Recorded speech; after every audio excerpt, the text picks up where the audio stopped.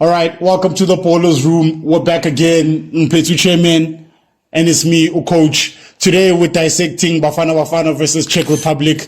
I can say it's one hell of a game. It was an interesting game. Better performance, way better performance from me, Bafana Bafana. But we don't want to say that whereas you just drew, but we are happy with the performance, not happy with the points, not happy with the number of goals. We expected more. We should have gotten more. We deserved more. Czech Republic was nowhere to be seen in my books. But, Chairman will tell us what he thinks. Chairman, thoughts on the game, please. This is exactly how we were supposed to play in the first game, Coach. That's all I'm saying. Not happy with the points, like you said, not happy with the points, but the style of play, we showed today that South Africa is not the worst team in that group. Definitely not. I think a solid number 3, number 2, we can compete for that. But that first performance just basically made us look like we're the worst team in the league. And as it seems, I'd say maybe Czech Republic could be the worst team in the entire World Cup, because come on, man, we were the worst until this game. Until then, and then we realized that no, we're not. It's just that the boys that judged us on the first game. I think the tactic that Hugo Bros went with the boys is maybe the nervousness, just the general nervousness of the opening game, and then on top of that, you play a very shitty formation, bad tactics, and so forth. It was a recipe for disaster. Today, better planned. I think the boys expected a whole lot more from the Czech Republic, but in turn they actually were all over Czech Republic. Chairman, let's talk about our wonder boy. We'll go to Mokoena, who was the man of the match, but our wonder boy in Rele Mofokeng comes in the second half. Does a few moves, gets us here and there. What are your thoughts on Rele Mofokeng's performance against the Czech Republic today? I think the first 3 minutes, 4 minutes, shaky, all eyes on him, everything like that. But as soon as he got warm, I think it was clear to the entire world that there's something there. There's definitely something there. I think he was crucial in the creativity and the way we played once he came on. I think that double pivot that he played, I think was standard. And I like the movements. The way he moves, just it upsets defenses from what I saw. And I think the Czech Republic team didn't expect that. I think when they came into this game, they came very, they thought we were the South Africa that played against Mexico. Yes. And no, we are not that South Africa. We are this South Africa. So really, I think I'm excited to see him. I'd like to see Bruce play him maybe a bit more or for longer. Give him 45 minutes. Give him put him on at 60. Give him time to warm up like he did today. And then after that first 10 minutes, then you can start seeing him. I'm not sure if he can start the game, but at least give him more time. Because when he came in, it took him a couple of minutes. I think he came in just before the second hydration break, and he had already been on the field for about close to 10 minutes, and he was just playing it safe. He was just bouncing the ball back to whoever's passing him, and it wasn't the relay that we know. But I think after the hydration break, I think they told him, hey, dude, listen, if we don't do anything here, we're leaving regardless. So do the things that you do. And then we saw Rilasha Vala. We saw the Vala. We need to see that picture. I'm happy with Vala at the World Cup. That's what we want to see, Apollos was everywhere, all over them like a body rash. Thoughts on Apollos' game today? Apollos, for me, player of the season. All right. You can argue with me. Not contender. No, I think he's player of the season. Definitely. I think he's done well for Orlando Pirates. You saw him in the last couple of games, the crucial games we were playing against those last 2 games to make sure that we win the league. Apollos was the man. He was the man. Literally now, club and country, even now at the club level, he's the guy who kept us ticking along. South Africa in this game, Bafana Bafana, we had a good second half. The first half was okay. It was 50-50 and things like that. But even within that first half, Apollos was the one who kept us ticking. He kept us ticking. And then in the second half, he got all the assistance that he needed, at least from the likes of Rele, Masego, and all those guys. And then something came from it. But I don't think we could have done it without Apollos. I think he was a silent assistant in this game that maybe won't be praised for this game. But if you have a look, he's the man in the team. And then we also do need to speak about the two flanks that we have, which is the left flank and the right flank. I think on the left flank today, we had more, were more robust, were more direct, there was more happening on the left-hand side. On the right, Maseko did a lot, but Mudau was letting him down with his defensive errors. Mudau kept getting pulled out of possession. I don't know if the issue is with his centre backs at the back or it's with his fellow right winger, which was Maseko, because I don't know how many passes dangerous passes came through Mudau's flank, whereas they play it down and then it goes past him and there's no cover behind him. He just goes into the tackles. But on the other side, on the left-hand side, Aubrey Mutiba had quite a good game. Good game. Defensively, I think he did a bit much better. I'm not sure if maybe they just went direct on his side. But Aubrey Mutiba's side and Apollos' side, we had a lot more coming down those wings in the first half. Didn't have the best of performance in the first half, but Aubrey Mutiba and Apollos were doing something. On the other side, Thapelo Masego, great game. Slachis, as they call him, take them to the butcher. He was slaughtering men. Thapelo Masego is the purest definition of a winger. When we say winger, we can see Ozuna Police and, all your likes, but Thapelo Masego is who Tshepang Moremi is for me. He's a pure winger who thrives on a one-on-one challenge. He wants you. If you're not there, he gets annoyed. Like, where are you? I need you here. And that left back of Czech Republic had one hell of a day. It was a busy day. If I can say in Zulu, uthi uyolala adonsa ingubo ngamazinyo. Guys. Does Thapelo Masego not remind you of Monapule Saleng? Yes, Chairman. That's what I wanted to say. I wanted to say that I think Thapelo Masego didn't thrive at Sundowns, just as Monapule Saleng right now is not thriving at Sundowns as well, because that's not the type of play that they play. Just like how we kept getting annoyed at Ronan Williams, because every time in build-up, he's slow. He drags us down. He calms things down. And I see the way Sundowns plays. He's calming things down. He's making sure that they pull the Czechs out of their own half, so we can open up those spaces. But if you're someone like Chairman, whereas your team plays a very direct football, you play with wingers who thrive on taking people on. The Sundowns wingers don't really take people on. Sundowns wingers thrive on playing as inverted wingers. They go into the midfield and so forth. But Thapelo Masego, Monapule Saleng imprint. Yes, 100%. More thoughts on, give me more thoughts on Mbegezeli Mbogazi. I think, what a player. Tell me more about your thoughts on Mbegezeli Mbogazi's performance today against Czech Republic. Coach, I want to start by reminding you that young man is, 20 years old? 20, 21 years old. I think he's younger than our cameraman, Chairman. Much young. No, man, watching that young man play is a dream. Is a dream, Coach. You look at that man and he's going to do the right thing. He's one of those guys where, when you're sitting and you're screaming at the TV and you're hoping that the man can hear you. It's like he knows Mbogazi what you're saying. Mbogazi knows exactly what you're going to say, and he'll do the right thing 9.5 times out of 10. That boy needs to play in Europe. He doesn't belong at Chicago Fire. Top 5 leagues in Europe. Top 3 even. Top 3 leagues. Yes. If there's a top 3 leagues. Yeah. He needs to play at the highest level as soon as possible. Right. I think he's a complete footballer for me. All he needs to do now is just improve on his completeness already. Yeah. But overall, he's a complete footballer. And I've never heard anyone say he's been injured. Yeah. And that he plays hard, but you'll never hear that he's injured. I've heard. I think people he's tackled have gotten injured more than he has. Exactly. Now that young man is an exciting prospect. Have a look at Mbegezeli Mbogazi, TLB, aka TLB. They don't call him a TLB for nothing. All right. So question I've got for you, Chairman, is who actually in just in world football, who do you think is the striker that could take on Mbegezeli Mbogazi and come out tops? Are we talking shoulder to shoulder? Globally. Shoulder to shoulder strength. A striker that thrives on pushing defenders around, bullying defenders and so forth. Who do you think is a striker that could bully Mbegezeli Mbogazi? I'm not sure if anyone can bully that young man.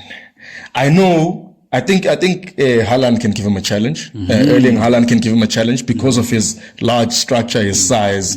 But Mbegezeli indoda. I'm not sure. I'd love to see it. If at some point, and maybe we make it past the group stages, and they say Norway versus Romelu Lukaku? Lukaku can give him problems. Lukaku can give him problems. Lukaku can give him serious problems. Lukaku can give him serious problems. Yes. Okay. Maybe Lukaku. I'm not too sure about Haaland. but I think Lukaku can. I think for me, I think Haaland just has the superiority of his height. Yes. He can probably bully him because of that, right? Possibly.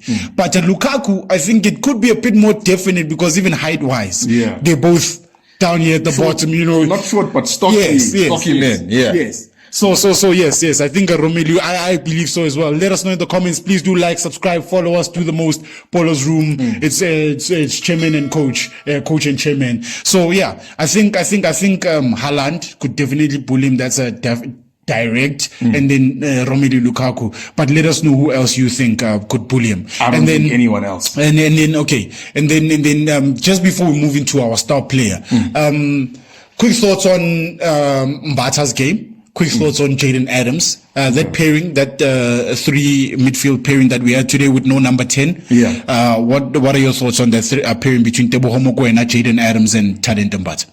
Yeah, I think it was the safest option that Bruce could play with his safe mindset, but also trying to appease the people and actually go attacking. So I respect the decision from him to. I think it was a little uncomfortable, most likely for him to play that 3, compared to playing a very defensive formation. So I think it's good, right? That he tried that. But the 3 of them specifically, I think they played very well.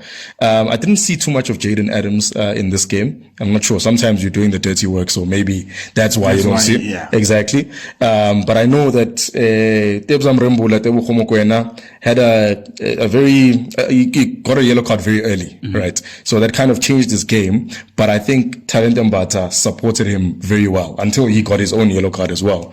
But supported the stability of that midfield, because what I found with Teboho Mokoena in the first game is that after he picked up that yellow, he kind of disappeared from the game because he's an aggressive CDM or defensive midfielder, and as soon as he picked up that yellow card, he played it a bit more safely. So in this case, I think it was a good pair to trio to start the game, but definitely not the pair or the trio that we need to finish and to score goals. No. Okay. And then just to close it off, give me your thoughts on player Sechawa's performance. Teboho Mokoena had a stunner of a game. I believe he was everywhere. Surely we should check his heat map. He was seen everywhere. He got us the equalizer penalty that came through. Slachis, Tabelo Masego taking them on, doing the dirty work, doing what he needs to do as a winger, takes them on, cuts in, tries to take the shot. The Czech Republic defender thinks he was the goalkeeper, tries to stop the ball, but the ref says, no, we're giving this one to South Africa. We only have 2 keepers on this field, not a third. Teboho Mokoena gets to the spot and he slots it home, does the iconic CR7 celebration. So, thoughts on Teboho Mokoena's performance today against Czech Republic, Chairman? Coach, I'm not sure if you remember, but I told you that in the beginning, before the World Cup started, I said Teboho Mokoena is a player to watch. Yeah. Just very disappointing in the first game overall from a South African point of view, which then masked his performances. But he definitely is a player who can carry the team. And today, he carried the team. Even better, he carried the team as a defensive midfielder, an aggressive defensive midfielder with a yellow card. That came in very early. Yes, a yellow card early, but he managed to keep his discipline together. He didn't commit any more dangerous fouls in the rest of the game. He managed to not concede any more goals after that, and he still managed to be the one who was cool, calm, and collected in slotting that I'd say a winner for us home. Right. And getting man of the match. I mean, what more can you say about such a talent? Defensive midfielder, one of the best in Africa. In my opinion, one of the best in the world. You can comment and tell us what you think. Who's better than him in Africa, at least? After seeing Teboho Mokoena's display today for Bafana, the heroics that he's put on, carrying the team, he even carried Mamelodi Sundowns to their second star. So technically, this guy is, as what we said, the best midfielder who currently plies his trade in Africa. Do you think Teboho Mokoena could be leaving Sundowns in the next coming transfer, because he was already being sought after in January of this year before the World Cup? He comes into the World Cup. South Africa didn't do their best in the opening game, but they played quite well today. Should they play a progressive game as well against South Korea? Could this man probably be leaving South Africa? I think he should. Maybe not even a question of could. I think he should. Right. I think he needs that international exposure to solidify his name as the best. For now, you hear us saying he's one of the best in Africa. Yeah, a lot of people maybe haven't heard of him across the world, but we know, and we want you to know. Right. So I think that's very important. He should go. After, and then just the last one, these are the people that we're probably going to see transfers of, or we're hoping transfers for. Begazeli Mbogazi, do you see him continuing at Chicago Fire at the end of the season? I mean, after this stun of a World Cup he's already having, I mean, the only way he can stop the way he's playing right now is if he plays trash against South Korea, and then maybe we lose and then we go home. If we make it to the knockout stages, it's even better for him. This man, after the World Cup, is going to play an MLS All-Star game. He's playing with Messi in his own team. It's the biggest game in the MLS, in the league. This man is the defender to watch in the MLS, and right now is the defender to watch at the World Cup. Do you think Begazeli Mbogazi is going to play the next coming season at Chicago Fire again? It depends. If Chicago Fire are not very good with their business, then he'll stay there. But if they know what's good for them, they'll sell that man with a proper price tag, to the highest bidder, with a good price tag. Because I would release that guy. Yes, it's good for the team if you're trying to build a solid team and win the MLS. But maybe 50 million, you know, is that willing to convince you to let him go? 45 million? What do you think is worth, actually? You know? All right, guys. I think we can't speak much. I'd like to speak. Another transfer that could be possible, because he finished the 90 today. He came in the other game as well. He did something. Ozwin Apolis. Do you see Ozwin Apolis continuing the next season at Orlando Pirates, or could he possibly be going overseas as well? Hey, coach. You know, my interests, I have a conflict of interest here. Yes, you don't want them to be sold. No. Yes. But a lot of my players are leaving. Coach, I produce quality. No, I have to agree. I produce quality. And right now, you're also signing quality. I'm signing quality. I produce quality. There's some rumors that I've heard. You know, there's a lot going on at Orlando Pirates. Might I remind you, Begazeli Mbogazi, Chicago Fire, comes from Orlando Pirates. Development as well. Relebogile Mufokeng, our number 10, is at Orlando Pirates. Ozwin Apolis, Orlando Pirates. All these names that you're asking me about, except for Mokoena, Orlando Pirates. True. That's a club, coach. But to answer your question, to be honest, personally, I don't want them to go, but I think they should all go. If they get the chance, go and explore the world. Home, if I'm Ivan Koza, I'll welcome you back. You know, if things don't go too well, or you find it too difficult, or you, for whatever reason out there, then come back home. But take the chance and go find yourself elsewhere. Go become the player that we know you are. And honestly, from my side, I believe for South African football, for us to progress and make our league better, this thing of us trying to compete with the world by using our league as a benchmark it really doesn't work. We saw today how, yes, we played a bit better than Czech Republic, but we did struggle in a sense, especially defensively and all that. We really need, if not all these guys, we need most of these guys to be playing their trade in the biggest leagues overseas. Exactly. If it was up to me, I'd say that entire 26-man squad does not come back to South Africa. They should get contracts and go overseas. All of them. Everyone who played in the World Cup from South Africa should not be coming back to a South African team. We need to be producing more players here in South Africa who should take their spots. And about Relay, and about Police, and about we don't. All right, and then Nati Sahaba, that's closing it off from the Ballers. We're done for today. More episodes coming soon, more reviews, everything is coming soon. And then also after the World Cup, guys, we're still going to be here. We're going to be doing the PSL edition. We're going to be doing South African local football, some international football as well. You know, Amakosi Abuyile Bafetu, Ipagachuchu's there to defend their league. They've signed quite a number of players right now. Sipombule left, Ntetele Ntian is in. Even give on going to happen in the PSL. Kaizer Chiefs have signed Fernando Cruz, the new coach. Apparently, their coach is leaving Wadu, could be going to Al Ahly. You know, we never know. There's a lot going on, but stay tuned. We've got more coming for you. Ballers out.